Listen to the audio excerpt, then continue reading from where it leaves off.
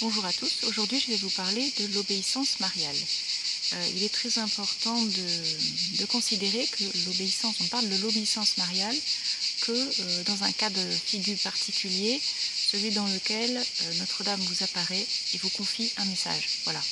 Il vous confie aussi des choses à faire dans le cadre où vous êtes un peu plus important dans la charge qu'elle vous a confiée, ne serait-ce que de transmettre un message, ou même plus, elle vous le dit toujours. Elle vous dit toujours exactement ce qu'il faut que vous fassiez.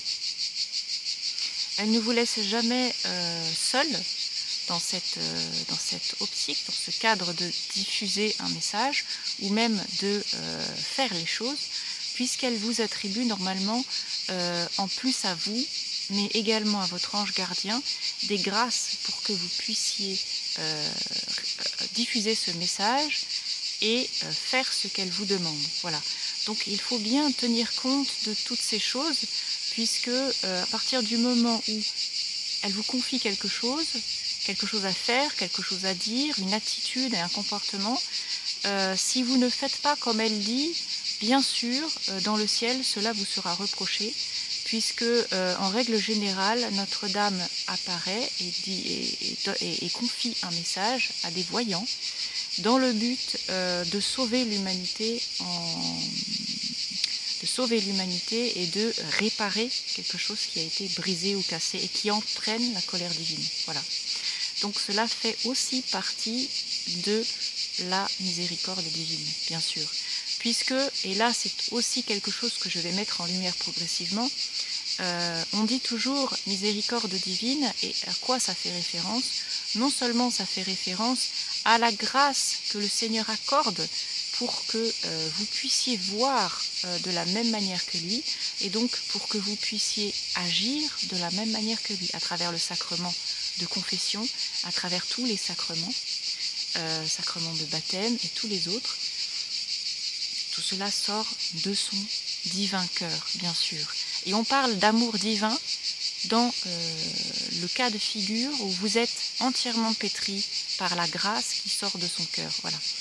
Donc, lorsque Notre-Dame apparaît, c'est toujours dans un cas de figure particulier.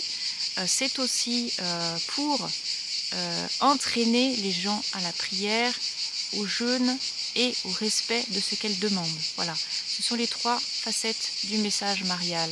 Respecter ce qu'elle demande, mot pour mot, diffuser ce message le plus largement possible, ne pas s'effrayer de la persécution qui est autour de vous, ou même des menaces qui seront mises sur votre route au fur et à mesure que vous avancez. Sachez également que si vous ne faites pas ce qu'elle demande, mais que si on essaye de vous convaincre de faire autre chose, vous ne devez pas accepter ce qu'on vous demande. Vous devez, et même si c'est une instance ecclésiastique, vous devez faire comme elle vous demande. Vous devez souffrir par amour pour elle. Vous devez résister à la tentation de faire comme on vous demande. Faites comme elle le demande et elle vous accordera la grâce jusqu'au bout de supporter ce message. C'est elle qui pourvoit absolument à tout ce dont vous avez besoin. Voilà. Donc je vais aussi... je dois faire la lumière sur énormément de choses, mais je vais y aller progressivement. Tout d'abord, je reviens sur la miséricorde divine pour que vous puissiez voir à peu près de quoi il s'agit. Où est-ce que je vais en venir? Je vais parler des voyants ensuite. Non, la miséricorde divine, c'est d'un côté, je vous dis, tout ce qui sort du corps du Christ, du cœur du Christ, et donc tout ce que l'Église donne comme sacrement. Donc il ne faut pas hésiter à prier pour changer les cœurs qui sont en face de vous, quand bien même ceux-là sont supérieurement et hiérarchiquement au-dessus de vous. Voilà. Ensuite, ce qu'il faut que vous compreniez, c'est que la miséricorde divine, quand elle n'arrive pas comment dire, quand elle n'arrive pas par ce biais à changer le cœur de l'homme, eh bien vient la deuxième facette de la miséricorde divine, qui est le trait de courroux de son cœur divin. Le trait de courroux de son cœur divin, ce n'est pas l'Esprit Saint va venir en profusion et vous allez en profiter, vous allez en mettre plein les poches. Ce n'est pas ça. L'homme doit faire un effort de compréhension vis-à-vis de la nature divine. Il doit faire cet effort de compréhension. Et pour faire cet effort de compréhension, il faut faire des efforts, il faut transpirer, il faut jeûner, il faut prier, mais surtout ce qui est très important, c'est que vous ne devez absolument pas céder à la tentation de la tiédeur.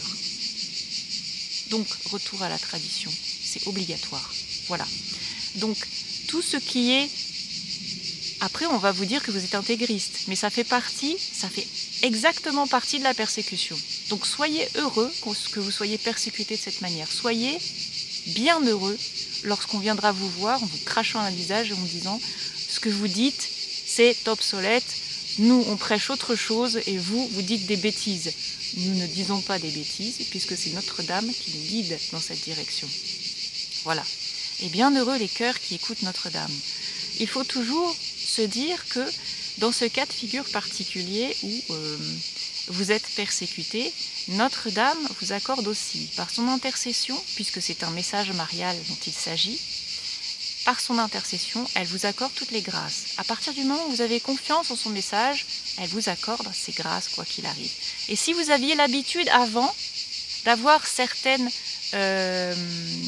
habitudes et certaines mœurs par rapport à certaines choses, c'est à ce moment-là qu'il faut avoir les yeux ouverts, il faut avoir confiance et il faut se confier en son cœur immaculé. Parce que si c'est un message qui vient d'elle, il ne faut pas dire « oh, c'est des bêtises, nous on a l'habitude de ça, donc ça va faire ça ». Il faut avoir confiance en son message. Voilà. Donc si elle dit les choses, si elle veut vous délivrer de quelque chose, si elle veut vous ouvrir le regard et vous amener progressivement l'humanité tout entière par là même d'un point A à un point B, forcément vous devez l'écouter et vous devez avoir confiance en son message. Voilà. Bernadette lui a dit, eh bien, écoute, tu vas creuser là et tu vas trouver de l'eau. Effectivement, quand on a vu Bernadette en train de creuser dans la boue pour chercher de l'eau, tout le monde a dit, mais elle pensait, mais elle est folle, qu'est-ce qu'elle fabrique? Il faut avoir confiance en Notre-Dame. Voilà. De la même manière, tous ceux qui ont reçu des messages mariaux sont pourvus de cette grâce. Il y a aussi des tentations qui sont très fortes, que vous devez éviter, mais vous devez toujours avoir confiance au message de Notre-Dame. Si elle dit mot pour mot, Pax Christi, si elle dit croisade de prière, si elle dit ces choses-là, vous ne devez pas dire « ah ben non, c'est obsolète, jamais on nous écoutera, on va se faire massacrer par les gens ». Vous devez écouter ce qu'elle dit, car c'est là qu'il y a des miracles. C'est là qu'il y a des miracles. Je le répète, c'est là qu'il y a des miracles et c'est toujours bon qu'il y en ait pour tous ceux qui ne croient pas en Notre-Dame, ni en son intercession, ni en notre Seigneur Jésus-Christ, ni au corps et au sang du Christ. Voilà. Donc, je vais revenir au voyant parce que je dois faire la vérité. Notre-Dame me l'a demandé il y a quelques minutes, donc je dois absolument faire la vérité. Tout d'abord, sachez qu'à Medjugorje, un message a été confié aux voyants et que ce message n'a pas été transmis. Il n'a pas été transmis du tout. Et on leur a demandé de dire autre chose à la place. C'est toujours le cas. On leur demande toujours de dire des choses. Ces messages ne viennent pas d'elle, ils viennent d'autres personnes et elles diffusent ces messages au nom de Notre-Dame. Alors, le problème, c'est que je viens de lire un passage de l'Écriture qui est très très très très important. Il s'agit du roi Saül qui arrive à un endroit, je crois que c'était par rapport aux Amalécites, et le prophète Samuel lui dit « écoute, tu dois les vouer à l'anathème ». Du vieillard jusqu'à l'enfant, jusqu'au troupeau de bœufs, jusqu'aux ânes, tout ça tu vois l'anathème. Voilà. Et donc Saül, lui, il s'en va faire donc cette guerre et au lieu de vouer à l'anathème tout ce que Samuel lui a demandé, il ne voue à l'anathème qu'une partie. Il prend le meilleur et il va l'offrir à Yahvé sur une montagne. Et Samuel lui dit, ce n'est pas ce que je t'ai demandé. Il vaut mieux que tu sois obéissant, docile à notre Seigneur, que mieux vaut l'obéissance qu'un sacrifice d'agneau gras par milliers. Voilà. Mieux vaut l'obéissance que toutes ces choses. L'obéissance est primordiale. Et d'ailleurs, notre Seigneur Jésus-Christ remercie Notre-Dame en lui accordant des grâces supplémentaires au fur et à mesure qu'elle va être avec lui dans la Sainte Famille, puisqu'elle écoute notre Seigneur Jésus, elle se met à son écoute. Et en plus, chose qui est très bonne, c'est qu'elle dit oui. Mais elle dit oui, pas parce que c'est une andouille, qu'elle ne sait pas ce qu'elle dit.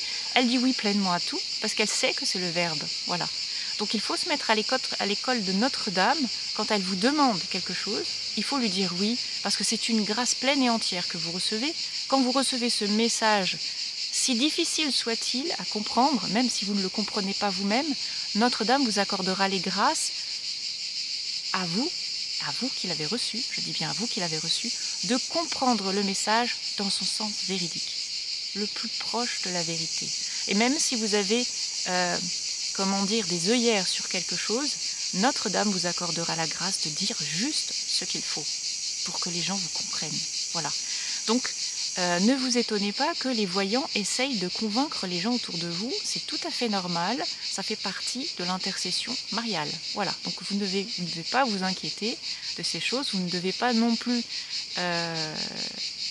comment dire, faire barrage, puisque Notre-Dame gagne toujours dans ce procès, elle gagne toujours. Elle a toujours la faveur de Jésus-Christ, elle a toujours la faveur de notre Père qui est aux cieux, et de tous les anges, bien sûr. Donc, qu'elle vous confie quelque chose, elle accordera des grâces supplémentaires à votre ange gardien. Elle accordera même, et c'est arrivé plusieurs fois dans l'histoire, des anges, des archanges même, supplémentaires pour que tout se déroule comme elle le veut, voilà, comme elle l'entend. Et donc, dans ce cas de figure, qu'est-ce qui arrive quand on n'obéit pas à Notre-Dame? Eh bien, en règle générale, je dis, on doit divulguer un message, mais c'est pour éviter la colère divine. Et c'est vraiment qu'il faut être très attentif. Si vous voulez éviter cette colère, il faut que vous, exactement mot pour mot, que vous révéliez le message de Notre-Dame. Il ne faut pas avoir peur de le faire. Voilà. Parce que, dans le cas de figure d'une colère divine, effectivement, vous êtes coupable envers toute l'humanité si vous ne révélez pas le message tel qu'on vous l'a transmis devant toute l'humanité. Et même si vous confiez ce message à un prêtre,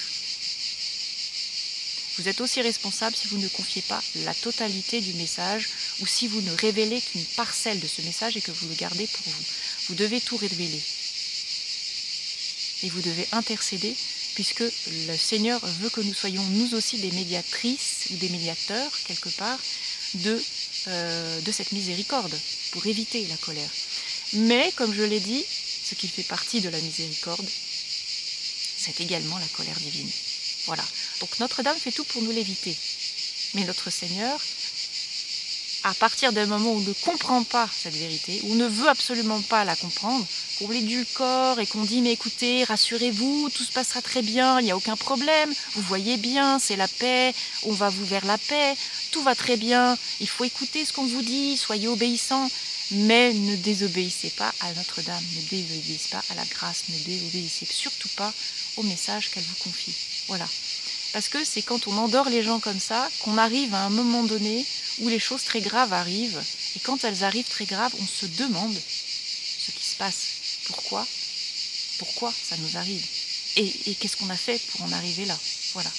Donc, ce qui est arrivé, effectivement, c'est que vouer à l'anathème un ensemble, ça peut paraître cruel, on se dit mais il faut les couper en deux, dans le sens de la longueur, c'est dégoûtant, enfin bref, comment le Seigneur peut-il demander ça à des gens qui sont innocents? Ça se trouve, ils n'ont jamais entendu parler du Seigneur, ces gens-là. Que sais-je? Eh bien non.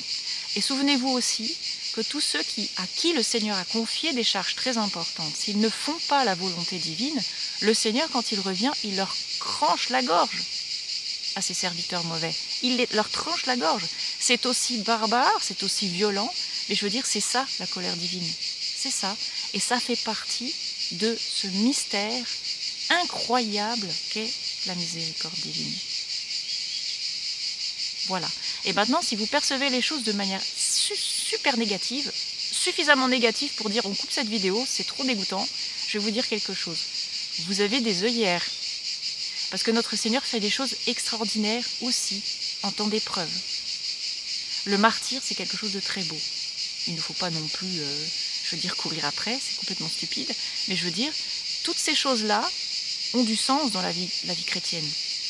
Et si on n'apprend pas à craindre le Seigneur, on peut commencer avec Notre-Dame. Mais si on n'apprend pas à craindre Notre-Dame, on en reçoit la colère divine. C'est aussi un trait de l'amour divin de notre Seigneur Jésus-Christ, qui vient jusqu'à nous pour nous ébranler intérieurement dans nos comment dire, certitudes, dans nos préjugés, dans nos apparences trompeuses, pour vraiment que sorte de nous cette vérité. Vous savez, comme un geyser, des geysers pétroliers, la boue qui sort d'abord, c'est de la boue, et ensuite le pétrole. C'est toujours comme ça qu'il faut faire, creuser en profondeur, ébranler les consciences. Et ça fait partie de cette magnifique oiseau qu'est la miséricorde divine. Il faut 2 ailes pour la porter, donc il faut les 2 ailes. Ne croyez pas que le Seigneur, en permanence, va vous donner de la grâce si vous n'arrivez pas à voir la vérité, si vous n'arrivez pas à faire ce qu'il vous demande, quand bien même c'est douloureux, quand bien même c'est difficile. Bon, eh bien, il va falloir revenir au Concile Vatican II également. Toutes ces choses sont véridiques. Mais si vous ne les dites pas, si cette vérité n'est pas dite, alors, à partir d'un moment, vous vous demandez, mais quel sens a donné à cette persécution? Et pourquoi est-ce que ces choses si terribles arrivent? Voilà, demandez la protection de Notre-Dame. Demandez à ce qu'elle vous éclaire sur toutes ces choses, et je suis persuadée qu'elle vous donnera ce qu'il faut pour avancer dans cette direction. Voilà. Le processus de conversion, c'est très difficile, surtout quand on est campé dans toutes nos certitudes et qu'on a du mal à voir les choses. On est persuadé que tout ça, c'est des fadaises. On n'a pas besoin de ces choses, c'est des fadaises. Mais non, le Seigneur nous les met devant nous pour que nous puissions nous en servir. Ça fait partie de sa miséricorde également. Voilà. Qu'est-ce que je voulais dire par rapport à ça? Autrement, c'est que plus vous agissez dans son vouloir, le vouloir du Christ à travers sa mère, et plus vous faites comme lui. Parce que vous ne pouvez pas passer à côté de ce que Notre-Dame a appris de sa bouche, et cette intimité qu'il y a dans le Christ, de cette intimité que vous avez avec le Christ, que vous retrouverez progressivement avec lui, et bien dans cette intimité naîtra une sorte de réforme, quelque chose qui vous touchera au fond du cœur et qui vous ébranlera suffisamment pour que vous puissiez toucher d'autres personnes à votre tour. Voilà. Les apôtres de Notre-Dame, c'est ni plus ni moins que ça. C'est pas, tiens, on va fonder une communauté et puis on change rien en fait. On fait juste un truc sur un truc et on rajoute encore un truc. Non, il faut une réforme, bien sûr.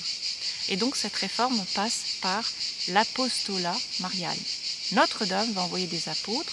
Ce ne sera certainement pas des apôtres comme vous avez l'habitude de les voir, c'est-à-dire habillés comme vous avez l'habitude de les voir. Ce seront des apôtres qu'elle aura choisis, à qui elle aura confié une tâche particulière, à qui elle accorde des grâces divines spéciales, et Notre-Dame sera avec eux, et notre Seigneur également. Voilà, tout ça pour l'Église. Ce n'est jamais pour l'individu ou la personne. C'est toujours pour rééquilibrer quelque part ce trop négatif qui engendre chez vous toutes ces choses dont vous n'avez pas conscience, et qui entraînent l'humanité vers la dérive. Voilà. Mais au fur et à mesure, vous en prendrez conscience, et j'en suis persuadée, vous verrez le Seigneur crucifié et vous vous frapperez la poitrine. Voilà. Que le Seigneur vous bénisse et qu'il vous garde, lui qui est Père, Fils et Saint-Esprit. Amen.